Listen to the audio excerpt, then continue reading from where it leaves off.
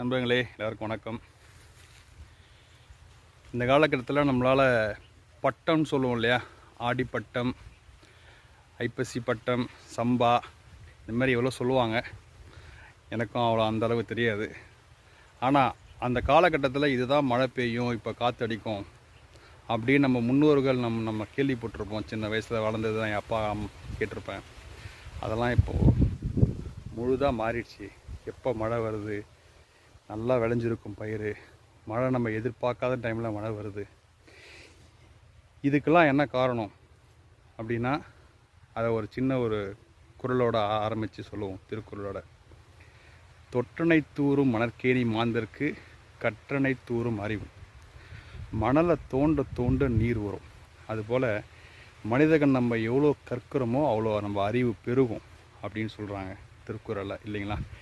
இதில் நான் என்ன சொல்ல வரேன்னா, அதில் கருத்து நம்ம கற்றுக்கணும். என்ன கற்றுக்கணும், எப்படி நம்ம மண் வளத்தை பாதுகாக்கிறது, இயற்கையை நம்ம எப்படி பாதுகாக்கிறது, நம்மளால் என்ன செய்ய முடியும் இந்த நம்மளுடைய வாழ்க்கையில். சின்ன விஷயமா இருந்தாலும் அதை நம்ம செய்யறதுக்கு முயற்சி செய்வோம். வணக்கம். இன்றைய முயற்சி, நம்ம இன்றைக்கி இந்த மழைலாம் கொஞ்சம் ஓஞ்சி நம்ம மாவட்டத்தில் கொஞ்சம் வெயில் ஆரம்பிச்சிருக்கு. நம்ம இப்போ ட்ரிம்மிங் ஆரம்பிச்சிருக்கோம். ஆஸ் யூஸ்வல் நம்மளுடைய நண்பர்கள் கூப்பிட்டோம், 2-3 நாள் ஃபாலோ பண்ணோம், வரல ஆள்.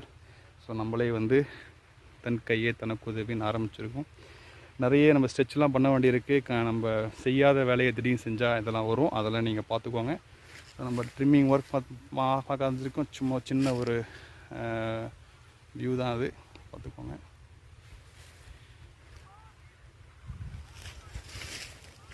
இன்னும் பண்ண வேண்டியதுக்கு நிறைய இருக்குது.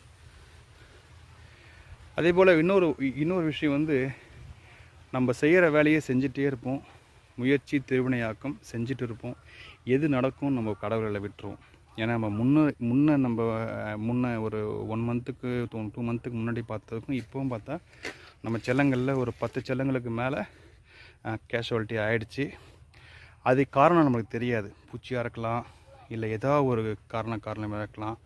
அது என்ன மெயின்டைன் பண்ணணும், என்ன பண்ணணும் அப்படின்றத நம்ம முயற்சி செய்வோம். அதே கட்டத்தில் நம்ம இருக்கிற செல்லங்களை எப்படி நம்ம அவங்க ஆரோக்கியமாக வச்சுக்கலாம் அப்படின்றத நம்ம செய்வோம். ஸோ நன்றி.